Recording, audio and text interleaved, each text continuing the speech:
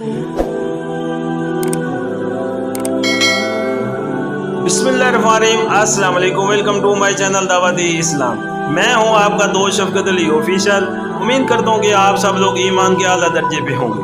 सूरतुल अल-तौबा की आयत नंबर 14 का तर्जमा, इनसे लड़ो, अल्लाह तुम्हारे हाथों से इनको सदा दिलवाएगा और इन्हें जलील व ख्वार करेगा और इनके मुकाबले में तुम्हारी मदद करेगा और बहुत से मोमिनों के दिल ठंडे करेगा। सूरतुल अल-तौबा की आयत नंबर 15 का तर्जमा, और इनके कलूब की जलन मिटा देगा और जिसे चाहेगा तौबा की तौफीक भी देगा। अल्लाह सब कुछ जानने वाला और दाना है।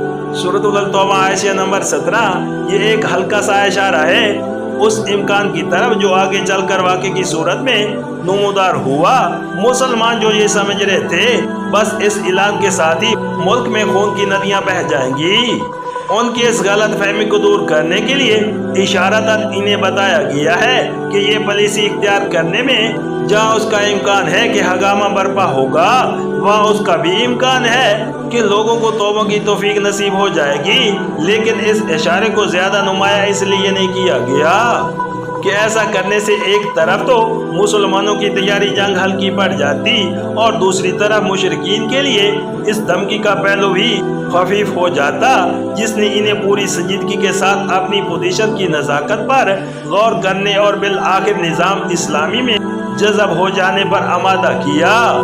सूरतुल अल-तौबा की आयत नंबर 16 का तर्जमा, क्या तुम लोगों ने ये समझ रखा है कि यूं ही छोड़ दिए जाओगे, हालांकि अभी अल्लाह ने ये तो देखा है ही नहीं कि तुम में से कौन वो लोग हैं जिन्होंने उसकी राह में जान फसानी की और अल्लाह और रसूल और मोमिनीन के सिवा किसी को जिगरी दोस्त न बनाया। जो कुछ तुम करते हो अल्लाह उससे बाखबर है। सूरतुल अल-तौबा आयत नंबर 18, ये खताब है उन नए लोगों से जो करीब के ज़माने में इस्लाम लाए थे।